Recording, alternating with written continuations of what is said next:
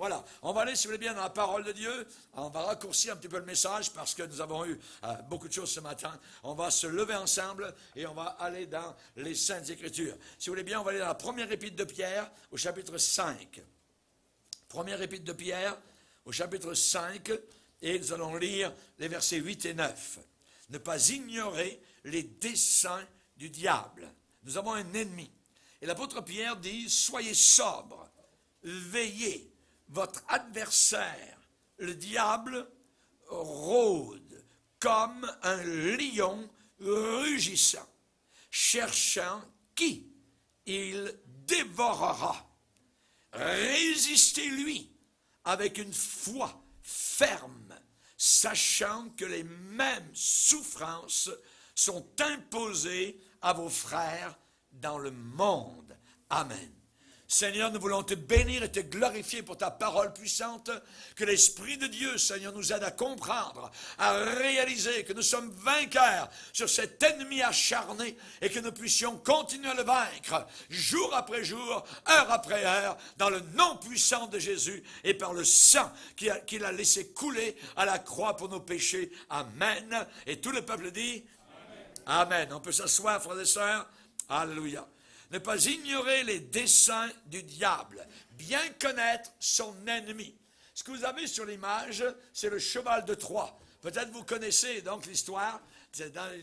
Dans l'Antiquité, il y a eu donc des ennemis qui n'arrivaient pas à vaincre la ville de... Ils ont fait un cheval en bois, un immense cheval en bois à l'extérieur, et ils l'ont laissé et ils sont partis. Les ennemis sont partis. Et ceux de l'intérieur ont regardé, et ils se sont dit, qu'est-ce que c'est ça? Il n'y a plus d'ennemis, ils sont tous partis, et ils ont tiré le cheval de bois à l'intérieur de leur ville. Et alors que le cheval de bois était à l'intérieur de leur ville, il était rempli de soldats à l'intérieur. À l'intérieur de la ville, soudain ces soldats sont sortis, ont fait un carnage inimaginable et ont gagné la ville de Troie. Maintenant, pour nous dire cela, simplement ne pas ignorer les desseins du diable. Le diable a toutes sortes de tactiques pour nous vaincre, pour nous avoir, que nous ne puissions pas, évidemment, donc se laisser avoir. Paul a dit, nous n'ignorons pas les desseins, les plans du diable. Il a une personnalité. Ce n'est pas uniquement comme dans le Nouvel Âge où ils disent « Oh, le diable, c'est le mal. » C'est le mal. Il n'existe pas vraiment. Nous croyons, nous, que c'est un personnage. C'est quelqu'un donc qui a été créé par Dieu. Et on voit, il n'apparaît pas, le diable, sous une forme corporelle. Nous ne le voyons pas. Mais l'existence de Satan, comme celle de Dieu, voyez, ou même des armées d'anges, doit être acceptée sur la base des affirmations de la Bible. C'est parce que la Bible dit que nous le croyons. Et vous qui êtes chrétiens, vous savez qu'il existe parce que maintenant vous savez qu'il vous combat, vous savez qu'il vous tente, vous savez qu'il vous piège, qu'il essaye de toutes sortes de manières de vous avoir. Le diable a été un être créé par Dieu. C'est un être créé par Dieu. Dans Colossiens 1,16, il est dit, tout ce qui est dans les cieux, tout ce qui est sur la terre, les choses qui sont visibles et les choses qui sont invisibles, les trônes, les dominations, les principautés et les puissances, tout a été créé par Jésus-Christ et pour Jésus-Christ. Donc, nous ne savons pas quand fut créée l'armée des cieux, les anges, voyez, mais sa création a été certainement avant la création de la matière et après, évidemment, l'existence éternelle de Dieu. La Bible dit au commencement était la parole était avec Dieu, la parole était Dieu, elle était au commencement avec Dieu, toutes choses ont été faites par elle, par la parole. Et rien de ce qui a été fait n'a été fait sans elle. Sans elle. Et parmi les armées célestes, les anges qui ont été créés, c'est Dieu qui a créé ces milliards d'anges, voyez, eh bien, Satan faisait partie donc des anges. Et il était même un chef parmi les anges, à la hauteur de Michaël, à la hauteur de Gabriel. Et on sait que Satan a été créé. Au début, il n'était pas Satan. Il était un astre brillant, un ange magnifique de gloire, voyez. Et on sait que la création de Satan a été mentionnée particulièrement dans la Bible. C'est la preuve donc de la suprématie de Lucifer sur toutes les créatures invisibles. Possiblement qu'il commandait les anges, voyez. Et dans Ézéchiel, il est dit qu'il était parfait, qu'il était un chérubin protecteur. Ici, dans ce passage d'Ézéchiel 28, versets 11 à 19, on a des allusions au roi de Tyr. Il y a beaucoup de détails sur cela. Et on voit que ce qui est décrit sur le roi de Tyr ne peut pas, je dirais, s'appliquer à autre chose que Satan. Satan ne peut pas, je dirais, avoir une autre description que ce qui est décrit dans Ézéchiel chapitre 28. Il est dit qu'il était plein de sagesse. Il était plein de sagesse. Il était parfait en beauté. Il avait été en Éden, dans le jardin de Dieu. Donc créé, un être créé et oint pour être un souverain protecteur sur la montagne de Dieu. Et évidemment, on sait particulièrement donc qu'il exerce les fonctions d'une personne. Satan agit comme une personne. Il parle. On sait qu'il a tenté même Jésus. Il a déclaré des choses. Il a une connaissance parfaite des Écritures. Il a cité le psaume 91 à Jésus-Christ, à tort et à travers. Mais on voit que c'est un être très intelligent et il y a beaucoup de passages de la Bible qui mettent en évidence la personnalité de Satan. Un astre brillant. Il est dit que c'était comme un astre brillant, fils de l'aurore, dans Ésaïe 14. Et il a perdu sa gloire. Il a perdu sa gloire. Le vainqueur des nations, donc, a été accusé d'opposer sa propre volonté à celle de Dieu, en opposition totale à celle de Dieu. Et son péché est décrit comme étant un dessein secret, un plan secret que Dieu a mis à nu, que Dieu a dévoilé. Il est dit, tu as été parfait, donc plein de sagesse, plein de beauté, jusqu'au jour où l'iniquité, où le péché a été trouvé chez toi. Comment cela a-t-il pu se produire? Je ne le sais pas, je n'ai pas la réponse. Mais à un moment donné, Satan a péché. Cet ange merveilleux, ce chef des anges, a péché contre Dieu. Et il a voulu être comme Dieu. Je serai comme Dieu, j'établirai mon trône au-dessus du trône de Dieu. Il a voulu dépasser Dieu. Rendez-vous compte, l'orgueil est venu dans son cœur. Et on sait que dans Genèse, chapitre 3, eh bien, il apparaît à notre grand-mère, Ève, sous la forme d'un serpent. Il est capable, donc, d'utiliser un animal pour se déguiser. Et on voit qu'il est apparu sous cette forme à Adam et Ève. Et tout dans ce passage, dans Genèse 3, révèle sa personnalité. Il parle à Adam et Ève. Il leur dit, Dieu ne vous a pas tout dit, mais vous pouvez désobéir, vous pouvez manger de l'arbre de la connaissance du bien et du mal, et vous verrez, vous serez comme des dieux. Voyez, il a voulu donc déjà là commencer à tenter Adam et Ève pour les faire pécher. Dans 2 Corinthiens 11, l'apôtre Paul déclare, le serpent séduisit Ève. Le serpent séduisit Ève. Comment? Par sa ruse. Il est devenu rusé, le plus rusé. Et aujourd'hui, il agit avec ruse. Le croiriez-vous? Le monde entier est sous la puissance de Satan. Notre système scolaire est sous la puissance du diable. Notre système hospitalier est sous la puissance du diable. Avec les avortements, avec tout ce qui se passe. Aujourd'hui, le monde entier gît dans le mensonge. Les gens ne savent pas ce qui est en train de se passer, ce qui est en train d'arriver, un jugement inimaginable contre le Dieu éternel est en train de se préparer. Serpent séduisit Ève. Jésus a dit à la fin des temps que personne ne vous séduise. La séduction vient de Satan. La séduction, c'est du mensonge, c'est de la tromperie, c'est un leurre pour tromper l'humanité. Et Jean l'apôtre bien-aimé a dit, le monde entier gît dans le sein du diable. Nous le voyons chaque semaine. Nous le voyons chaque jour autour de nous, ce qui se passe. La Bible a raison. Et Paul va dire, Satan lui-même se déguise en ange de lumière. En ange de lumière. Il se déguise.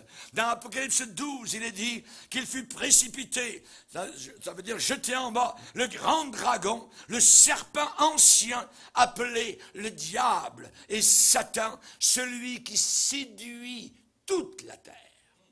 Toute la terre est séduite.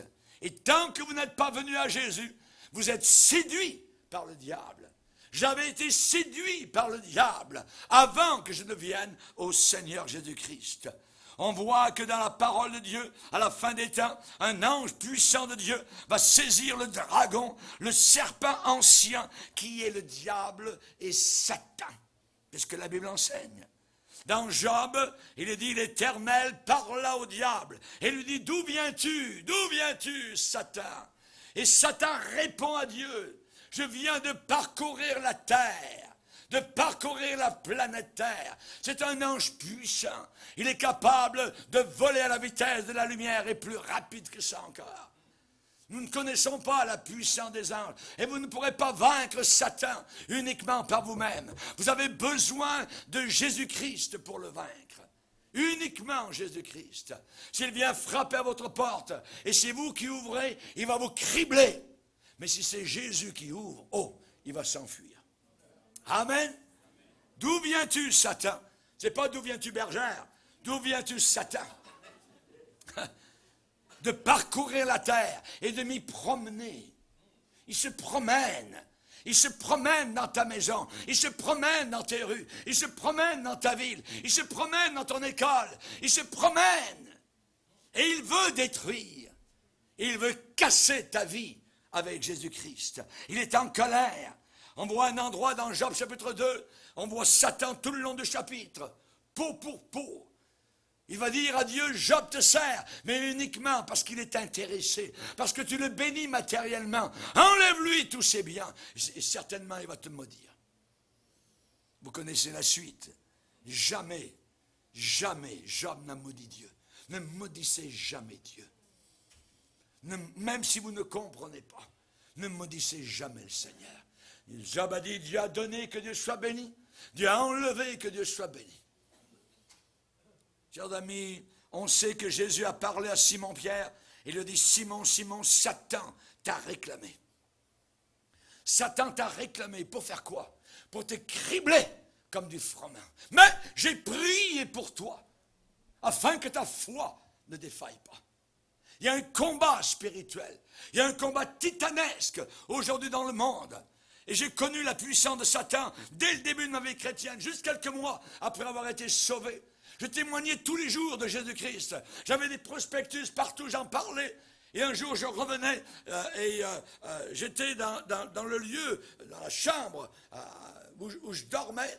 Et soudain, j'ai vu le plafond descendre sur moi. Et ça descendait, cette affaire-là descendait sur moi, et ça s'est arrêté juste au-dessus de moi. Et j'avais peur. Et je tremblais. Je dis, qu'est-ce qui se passe? Et c'est comme si j'ai compris la puissance de haine qu'il y a vis-à-vis du chrétien. Cette puissance, elle n'est pas contre nous particulièrement, elle est contre celui qui nous habite. Satan est enragé contre Jésus-Christ. Et ça s'est arrêté juste sous mon nez. Et ça puait la haine. Ça sentait la haine.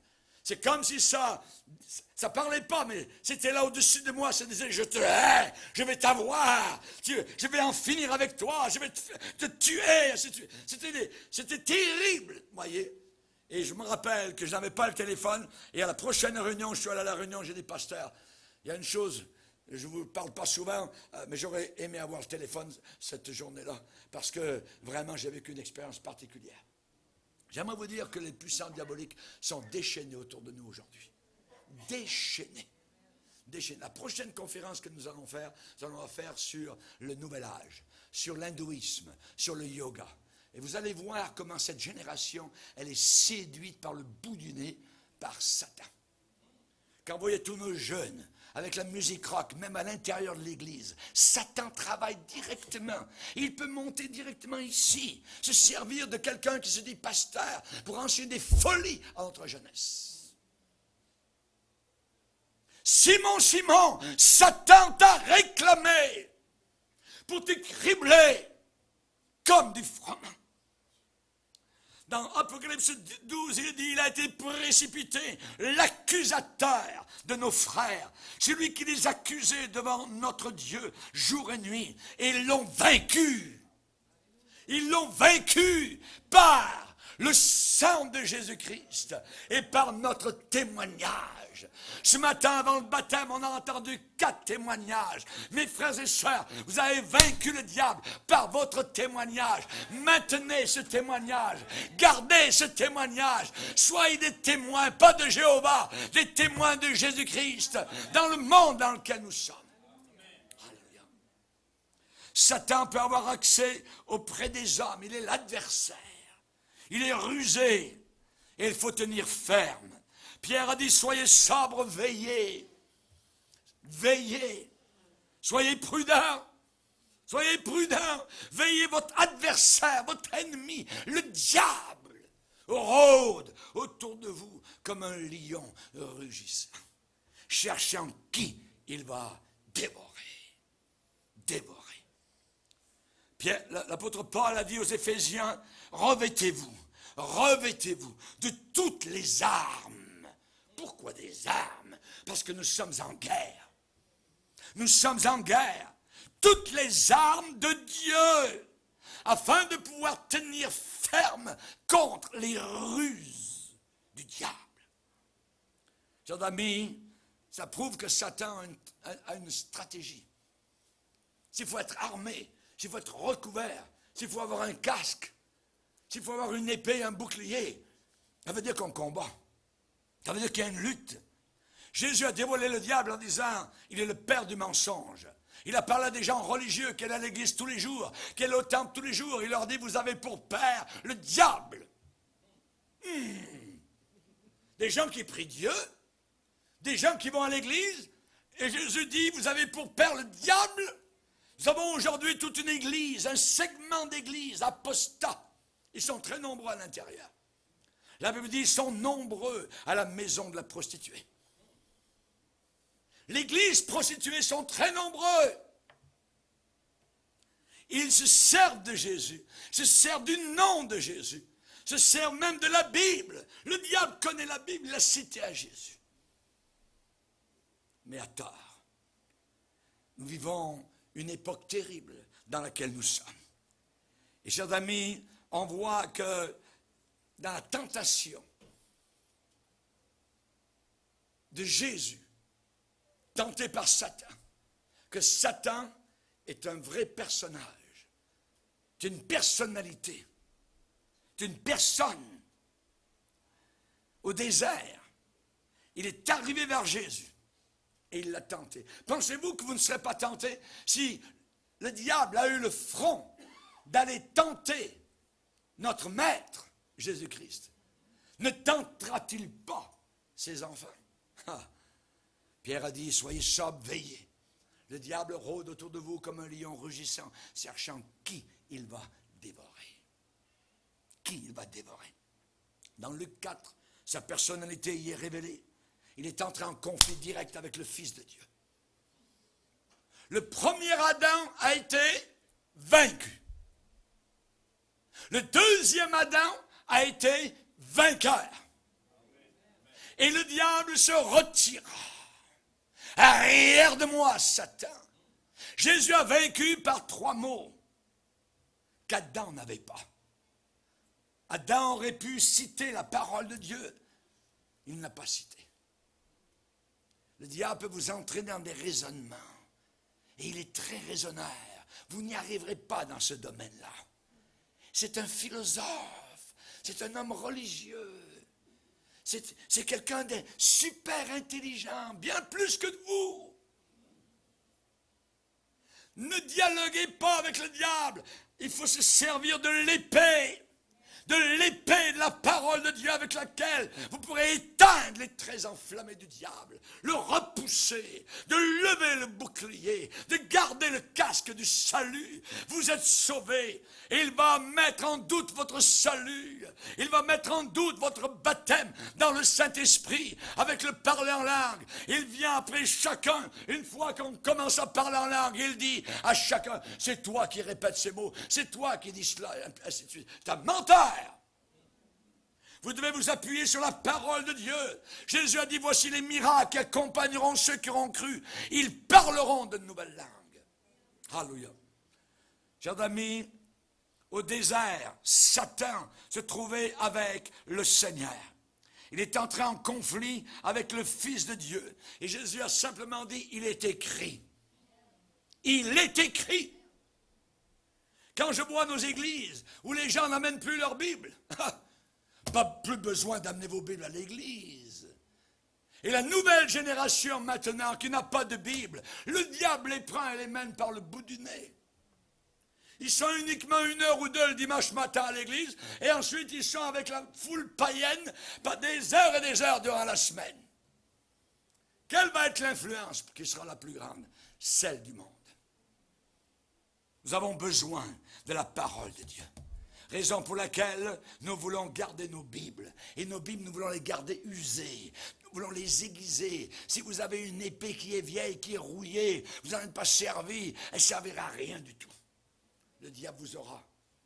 Il mettra une peau de banane sous vos pieds, touc, vous serez à la renverse tout de suite. Il est écrit. Satan avait conçu le dessein de devenir semblable au Très-Haut. Il a dit un jour dans l'éternité passée, je monterai au ciel, j'élèverai mon trône au-dessus des étoiles de Dieu. Je serai semblable au Très-Haut. Si vous êtes dans une église, on vous enseigne que vous êtes des petits dieux, sortez de là, allez acheter une paire d'espadrilles et sortez en courant. Vous ne serez jamais des petits dieux. Vous serez des pécheurs sauvés par la grâce de Dieu. C'est différent. Alléluia. Satan a proposé la même ambition au premier homme et à la première femme. Vous ne mourrez pas. Dieu a dit que vous mourrez si vous prenez de l'arbre de la connaissance du bien et du mal. Non, vous ne mourrez pas. Mais Dieu sait une chose que moi je vais vous dire et que vous ne savez pas.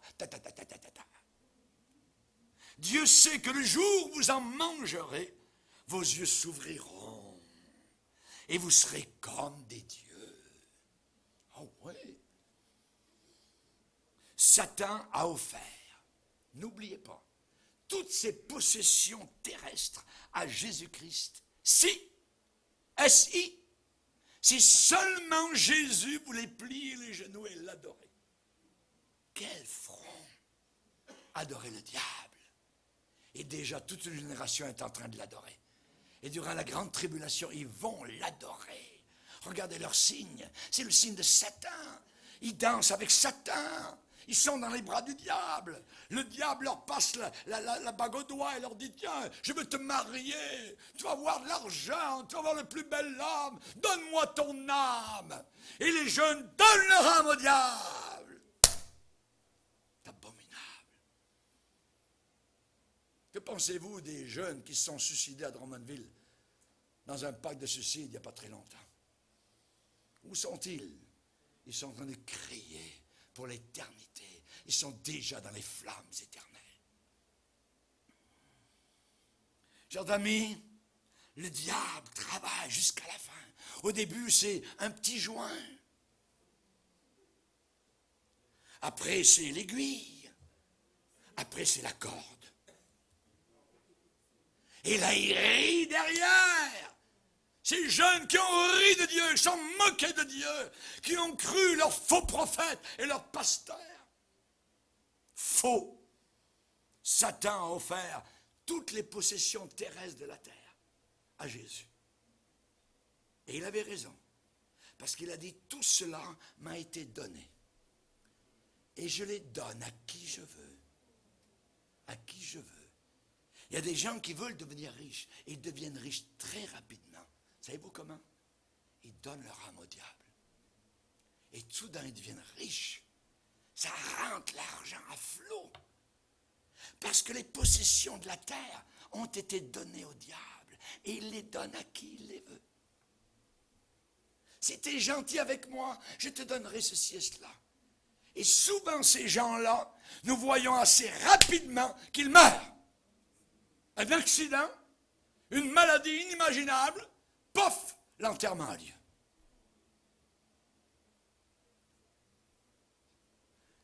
Cette autorité, cette puissance que Jésus-Christ a refusée, vont être acceptées et reçues par l'homme du péché durant la grande tribulation quand nous aurons quitté la terre, l'Antichrist. Il est dit, l'esprit de l'Antichrist dont vous avez appris la venue et qui maintenant est déjà dans le monde. Cet esprit antichrist. Quelqu'un qui blasphème Christ. Vous l'entendez? C'est ça l'esprit antichrist. Il se manifeste, il est là. C'est un esprit diabolique. Un jour, il y a un pasteur qui a été appelé. À son bureau, le téléphone sonne et une voix de femme est au téléphone. Vous êtes pasteur? Oui. Je suis passé l'autre jour devant votre église et j'ai des problèmes. J'ai des problèmes graves. J'aimerais que vous veniez chez moi à la maison. Le pasteur s'est demandé et s'est pensé que c'était une sorte de shack, une sorte de quartier malfamé. C'était une très belle maison. Dum, dum, dum. On entre, du marbre par terre. Une très belle maison. Et la dame dit, pasteur, il faut que je vous parle. Ils sont allés parler dans le salon. Elle a ouvert son cœur. Elle lui a dit, il y a quelque chose en moi. Vous avez quelque chose en vous? Elle dit, oui, je suis une dame qui a joué pendant des années au Ouija board. Au Ouija board. Le Ouija board, c'est un board, c'est une planche avec laquelle on invoque les esprits. J'ai joué à cela, j'ai lancé des sorts sur des personnes. Et l'autre jour, j'étais dans ma maison, là où vous êtes, et j'étais toute seule dans ce salon, et j'ai entendu des pas dans le couloir. Toc, toc, toc, toc. J'ai dit, quelqu'un est ici? Personne n'a répondu. Et les pas sont avancés. Ils sont venus jusque dans le salon. Et je savais qu'il y avait une présence qui était là. Et soudain, c'est entré en moi. Et c'est là. Et depuis ce temps-là, je ne dors plus. Depuis ce temps-là, je suis tourmenté. Pasteur, pourriez-vous faire quelque chose pour moi? Le pasteur a parlé de Jésus. Le pasteur a parlé du sang de Jésus. Le pasteur a parlé de la Bible. Et soudain, cette femme a commencé à avoir une voix qui n'était plus la sienne, une voix d'homme. Et qui a dit le nom du pasteur. Et a dit, je te hais, et je vais te tuer, et ainsi de suite. Et la femme a commencé à prendre une forme avec les mains, comme les hindous, comme vous les voyez sous toutes sortes de formes. Des formes inimaginables que le démon permettait que cette femme prenne. Et le pasteur, au nom de Jésus, a chassé l'esprit impur qui était dans cette femme-là. Et soudain, la femme a crié. Elle a crié, je suis délivré, c'est parti. Chers amis, quand vous jouez avec Satan, et quand nous dans l'église nous parlons de Satan, on ne parle pas de petites affaires bricolage, ce n'est pas de la rigolade. On a affaire à un ennemi réel qui envoie des puissances pour vaincre notre génération. Par la musique, par la mode, par la tenue, par le langage, par la télévision, par l'avortement, par toutes sortes de choses. Et je pense qu'il y a une condamnation pire dans le monde vis-à-vis de l'inceste envers les enfants. Le Seigneur Jésus a dit, si quelqu'un scandalisé, un de ces petits qui appartiennent à moi, Il vaudrait mieux que l'on mette à son cou une pierre, une meule, et qu'on le jette au fond de la mer. Essayez de nager avec une meule à votre cou. Il y a un jugement terrible qui s'en vient pour tous ceux qui font la promotion de la pornographie, de l'impureté, qui vivent en concubinage, qui ne croient pas au mariage, qui se moquent de la Bible, qui disent Satan est plus fort que ton Jésus, et ainsi de suite. Il y a des places terribles qui s'en viennent en enfer et pour l'éternité. Que Dieu nous aide à comprendre la réalité du combat dans lequel nous sommes aujourd'hui. Satan agit aujourd'hui par l'alcool, par la drogue, par le sexe, par le yoga, par la musique rock, par l'hindouisme, par l'islam, par le catholicisme, par une religion sans aucune relation avec Jésus, par la foi Baha'i, par l'occultisme, par le Ouija board, par les sectes, par l'adoration des statues, par l'abus des enfants, par l'avortement, et ainsi de suite. En veux-tu, en voilà. Le char est plein et l'enfer sera rempli de personnes semblables. Seigneur, nous sommes devant toi.